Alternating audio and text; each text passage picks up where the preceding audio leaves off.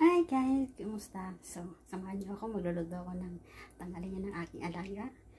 Samahan niyo ako till the end ng ating quick and easy recipe. Potato lamang po ito tsaka eggplant. Please watch till the end guys. Thank you! So guys, ito na po yung ating potato and with eggplant. So, ito po yung ating ingredients for today. Please watch till the end guys. So, ito na po siya. Binalatan ko po siya and then hiniwa-hiwa. Ganito lamang po siya para mabilis po maluto ang ating potato and eggplant. Napakadali lamang po nitong recipe na to guys. At saka, so delicious guys. Please watch till the end. Thank you for supporting my profile. So, let's start guys. So, naglagay lamang po ako dito ng cooking oil sa ating cooking pan. So, pinainit lang muna natin yan guys. Painitin lang natin ng konti ang ating cooking pan. And then, i-fry na natin yung ating potato. And then, ang ating eggplant. So, mix together na yan guys. So, yun naman po. Then, lulutuin lang natin yan. Fry lang natin hanggang sa lumambot siya. So, ngayon, pinapainit lang natin. And then, later on, mag-add tayo ng water para matutalik cook ang ating potato with eggplant. So, haluin lang natin para hindi siya masunog.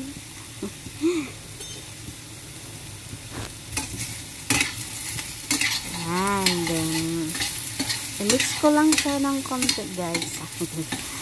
Hindi lang konti pala ng bonggang-bongga. I-mix ko siya ng bonggang-bongga. Para hindi siya masunog. So, ganyan lang guys. Pakadali lang ito lutuin guys. So, healthy and delicious. Delicious So, yan. Kinukunting ko lamang po siya na pinafry hanggang sa lumambot na siya ng konti and then mag-add. Actually, hindi pa yan luto kasi matigas pa yan. So, ang ating gagawin dyan is after natin i-fry ng konti, I'll add water. Siyempre, para matutalikok siya. Yan. So, kung sa tingin yung matigas pa rin yung ating potato, ay ang kailangan nyo lamang po gawin is syempre mag-add lamang po ng extra water. And then guys, nilagyan ko lang siya ng pampalasa, konting oyster sauce.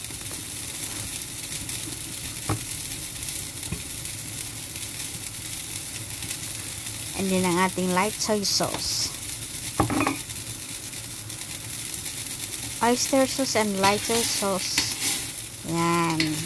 Mix lang natin para ma-mix, totally mix yung lasa sa ating niluluto. Yan, ganyan lang po guys. Napakadali lang ito. So, itong niluluto ko is good for one person lang to guys. Requested ng aking alaga. So, ito yung kanyang lunch. Diba? Buti lang hindi mahirap pakainin ng aking alaga. And then sa kabilang pala yan guys, lutuan, i-steam ko lang yung kanyang kanin kasi tira pa kasi kaming kanin, so i-steam ko lang yung kanin niya dyan sa kabila para pag naluto na itong ating potato with eggplant is naka-ready na rin yung kanyang steamed rice. So, mix lang natin yan guys.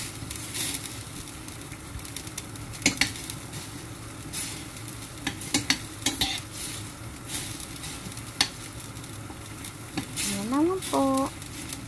Halo-haloin lang natin. Halo-halo lang. Mix all together.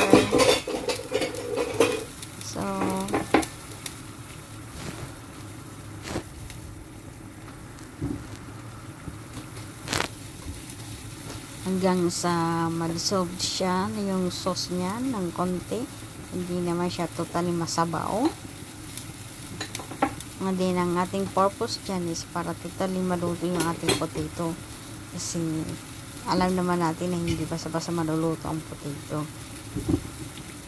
So, yun guys. I-steam ko na yung 1 cup of, or 1 bowl, plate bowl na rice. Still leftover yan guys. So, yan. Yan ang kanyang kanin, tapos ito yung kanyang ulam.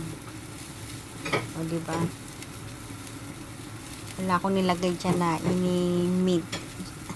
Tanging potato lamang yan, tsaka ano, lang. Sob na siya dyan.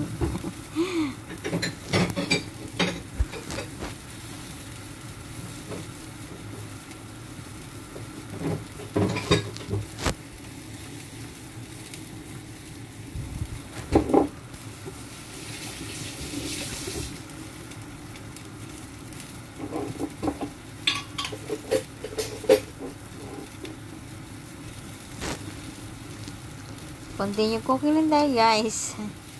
And then guys, I add also chili paste or chili sauce. Optional naman guys. Kung ayaw nyo ng ano, ng maanghang, huwag nyo na pong lagyan yan. So, yung alaga ko kasi mahilig din siya sa spicy, tsaka pampadagdag lasa din po kasi yung spices na yan. Para mas lalong lumasa, mas lalong sumarap yung ating potato with eggplant. So, yan. Kita nyo naman guys, diba? Nako. Itsura pa lang. Olala na. Hindi. Masasabi ko talaga masarap yan guys. Kasi, you must try it. I recommend this guys to you. So, ayan. I-try natin. Medyo matigas-tigas pa na. Ang kailangan lamang natin gagawin dyan, pag medyo matigas pang ating potato, lagyan lang natin ng extra water hanggang sa totally maluto ang potato. So, ganyan lang guys. Lagay lang tayo ng extra water kasi hindi pa luto yung potato. So, tikman din natin. Para kung hindi pa sapat yung lasa, is pwede tayong mag-add ng extra seasoning.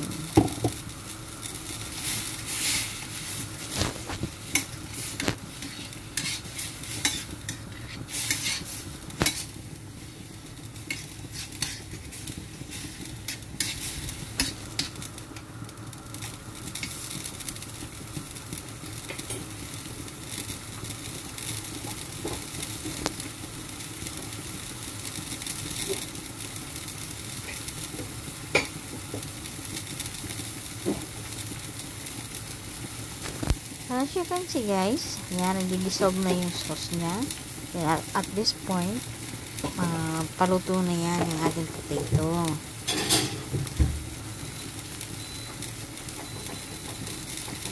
Kasi yung eggplant, madali lang maluto yung eggplant eh. Yung potato talagang ano natin dyan, yung pinapaluto pa natin para hindi siya matigas. So, tamang-tama lang yan. Pag nag-dissolve na yung water na yung sauce, ito na yan. Luto na yung potato. So, ganyan lang guys. Mix lang natin. Madali lang naman natin malalaman kung luto na kasi ipupuk lang natin yan na yung potato sa ating kutsara or tinidor pag matigas pa, hindi pa talaga. So, para mas mabilis maluto guys, yung ginawa ko is tinakpan ko na. Kasi ang tagal maluto. Tagal maluto pag walang cover. Kasi yung init niya, init ng ating niluto is pag walang takip, yan, nag-dissolve. Unlike pag yung nagluto ka tapos may takip, talaga mabilis maluto yung niluto mo. Kaya kailangan bantayan mo rin ka para hindi maubusan ng sauce at baka masunog yung niluto mo. So yan ang technique. Kita nyo naman yung takip pagka laki-laki, hindi kasya. Wala kasi, yung cooking pan na kasi yan, nagamit kong, wala yan takip eh. So yun guys, nag-prepare lang ako ng ating pang thickening. So, maglagay lang ako ng konting cornstarch and then a little bit of water. I-dissolve lang natin dyan yung cornstarch. So, like that. Para yung ating sauce, kasi yung niluluto natin is luto na. Para yung sauce is maging sticky. Ayan, ganyan lamang po guys. So, i-mix lang natin. Continue lang tayo. Continue cooking. Hanggang sa yung ating sauce is maging enough sticky na siya. Hindi siya kumbaga hindi malabnaw. So, yun ang technique lang dyan, guys. Para malapot. Mag-start lang katapat dyan. Any kind of cooking na gusto nyo yung medyo malapot. Malapot ang sauce. Alam na. Ayan. See? Luto na siya kasi malambot na yung potato. So, ang kailangan ko lang gawin dyan is i-dissolve lang natin kasi medyo marami-rami pa yung sauce.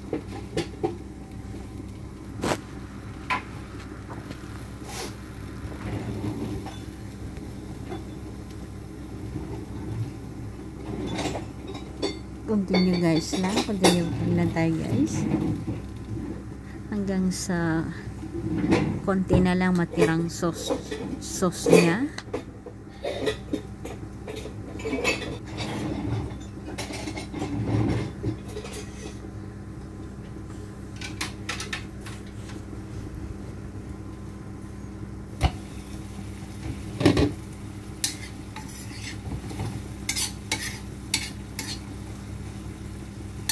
Yan. Oh, diba? Yan. Okay na yan, guys. Tama-tama na po yan yung sauce na niya. Hindi na siya ganong malami. Tapos yung sauce niya is medyo, na siya, medyo malapot na. So, we are done cooking na, guys. Oh, lala. So, just like that, guys. Diba? Napakadali lang lutuin. Oh, lala. So, ayun, nahulog. Done cooking na, guys. So, ito yung ating potato with eggplant. A little bit spicy. Yum, yum, yum. Let's begin. Actually, this is the lunch of my alaga. Oh, diba, guys? Look at that. Thank you guys for watching. Please don't forget to like and comment and share. Till next time. Bye!